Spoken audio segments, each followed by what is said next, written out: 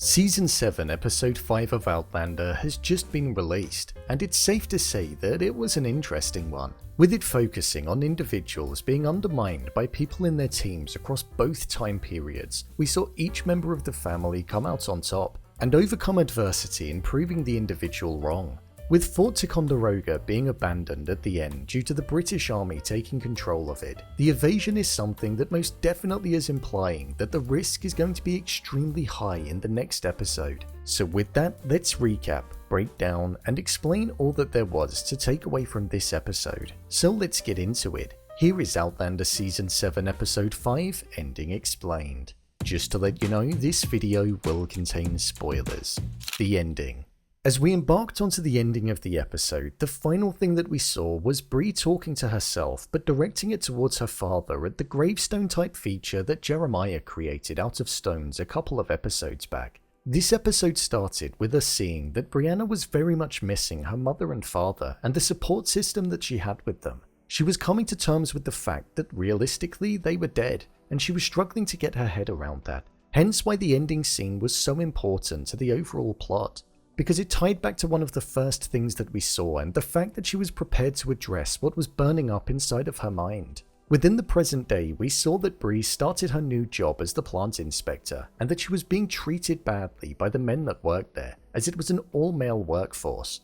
They locked her inside of a cave and left her there to find her own way out, which ultimately took up the entirety of her first day. Upon leaving the tunnel that she was navigating through, there was a wall of energy that she had to pass through, which was extremely interesting to see on screen at that particular point. And it does make me wonder if that's something that they're going to go back to later on down the line. With her being undermined by her colleagues, after returning home later on, we saw her eventually go and confront the people that she worked with. She asserted her authority and was then shown the respect that she rightfully deserved, showing us that to her, she made her father proud and she didn't let them get in her way.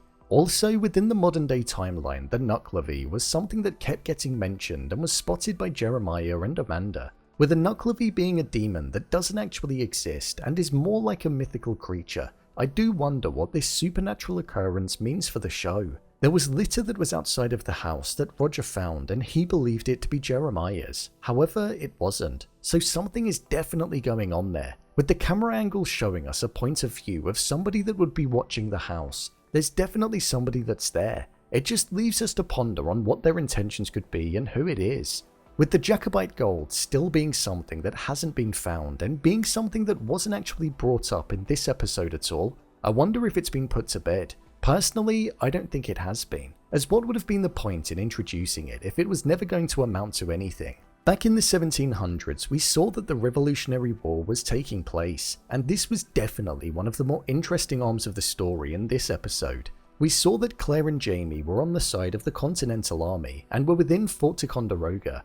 Jamie had spotted an area in which the British Army would have been able to launch an attack, and this was on top of Sugarloaf Hill, and it was a place where Jamie wanted to send troops in order to plan for a defense. However, due to not being a high enough rank and egos being present amongst the individuals there, his superior didn't listen to him, which did ultimately result in them needing to flee the fort, as they did exactly what Jamie predicted, showing that his value was definitely undermined. Claire was also battling with being undermined whilst working as a medic, due to the fact that she was a female medic and the lead medic was a male. This was similar to the issue that her daughter was facing in the modern time period, showing the connection and that certain things were still present across both eras.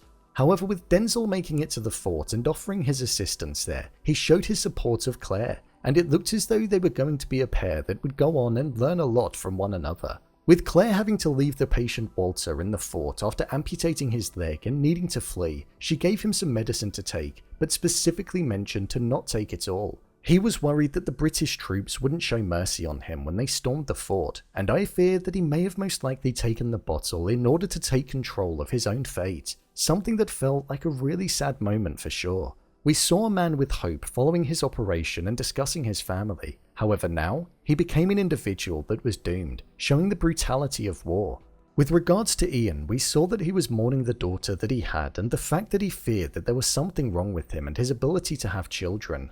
This is something that we saw was put to bed quite quickly, as Claire confirmed that he would most probably be fine. However, the largest revelation came when we saw that he was introduced to Emily's son, and the son looked as though it was his. The swiftest of lizards was his name, and he was shown to us, and she gave Ian the right to give him his English name for when he walked in that world. That also confirmed that he had no problem in being able to create a child. With him returning to Fort Ticonderoga, he bumped into Rachel Hunter, who was there. After the small spark that it seemed as though they had in the previous episode when he left after dropping William there, that was something that was continued over in this episode too, as the flirtatious and awkwardness continued between them, most certainly alluding to the fact that they're going to eventually be together in the near future. The final main thing that we saw happening in this episode, which didn't provide much to the overarching story, but did provide some entertainment, was the fact that William, Denzel, and Rachel were lured into a house that belonged to a couple that were serial killers. During the night, we saw the couple ambush the trio and try to kill them. However, due to the disgusting stew that they were given, William was awake with stomach issues, and he managed to prevent the attack, ultimately killing the husband. This was the first person that William had ever killed, and it was clear to see that it was something that was taking its toll on him. He thought that the first person that he killed would be in battle, which is something that he would be able to justify. But this, although defending himself and his companions, he found it difficult to understand. So it will be interesting to see how it affects him moving forward. Overall review. I thought this week's episode was pretty good. There wasn't tons of action in it. That seems like something that's going to happen next week. One thing I was a fan of though in this episode was the fact that the stories across both time periods connected, and they connected in the sense that they were all facing the same troubles, despite being hundreds of years apart. Whilst the story in the modern timeline wasn't as interesting as the one in the past, I feel it's definitely going to get interesting as we come to understand what's going on with the mentioning of the Nuclevi, and also who's watching the house. We didn't hear much of Jamie's dreaming ability in this week's episode, and the fact that he's able to see Jeremiah and the modern day within it, but it was mentioned in the letter ever so briefly. I'm hoping that it's going to have some importance as we edge closer towards the mid-season finale in a couple of weeks, because it's an ability that we've not seen before, and it could be an interesting part of the story. With the letters, it hinted that Jamie and Claire made it back to Scotland, eventually. However, I do wonder if they both did, or if one is not going to make it back. With Ian also falling for Rachel and it seeming as though a connection is brewing, I wonder if he will change his mind on going back to Scotland. With the next episode of the show looking like we're going to see a battle taking place, judging by the trailer, I can't wait to see who comes out triumphant and if anybody will fall in the process. But for now, we've got a week to wait. So, there you have it, Outlander Season 7 Episode 5 Ending Explained.